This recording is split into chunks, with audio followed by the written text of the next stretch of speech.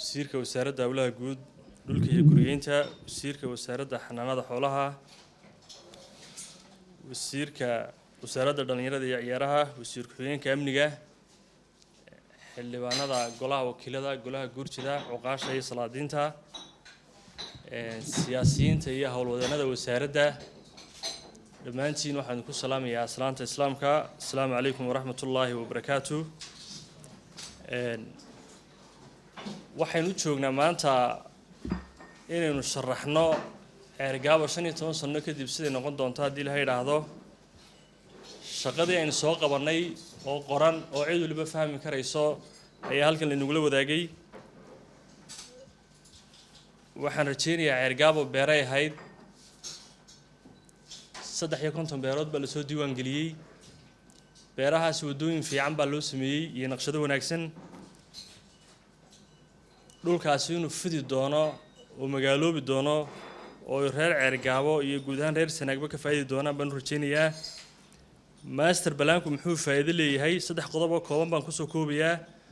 dhulkii xidhnaa ee beeraha ahaa marka wadooyinka laga saaro ee la furo dhismihii magaaladu uu kordhayaa wuuna gaadhayaa. magaaladuna way dhismaysaa, dhulkuna wuu qaaligaroobayaa. helitaanka dhul adeeg bulshada lagu qabtay ayaa laga helayaa marka master balaanka la sameeyo. waxa laga helayaa wadooyin la maro.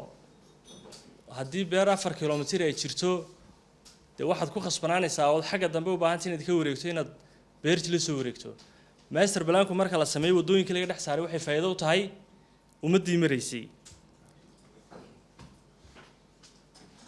ka wasaarad ahaan adeegaasi uu naga soo dhamaaday, qoraalkiisina halkan baan ku haynaa. wasaaradda waxaan filayaa ma wasiirka la jecel yahay talo mise wasaaradda la jecel yahay marka soo xaflad la qabanayo wasiiradii wasaaradda soo maray waa noo yimaadaan. marka waxaan leeyahay waa mahadsantihiin. si gaar ah ugu hambalyeeynaya wasiir Qambi oo ahaa wasiirkii bari ka soo bilaabay ee yiri waxaan ka bilaabayaa magaaladeeda Laascaanood ee Ceergaabo saa ugu soo xigsiiyay. insha Allah kulli aniga iyo wasiir Cabdullaahi Bakar iyo intaan joogna anaguna burciyo berbera hadii la yiraahdo waan ka soo dhaqaaqi doonaa hadii la yiraahdo. waxaan ku soo gabagabeynayaa waqtiga kooban aaskii xildhibaankuna Allah u naxariisto uu sugayaa. reer Ceergaabo halkan fariin baa u taalo wasaaradda hawlaha guud shaqadeedu way ka dhamaatay. fariinta u taalo waxa weeye kow naqshada la idin sameeyay inaad wada ilaashataan reer Ceergaabo.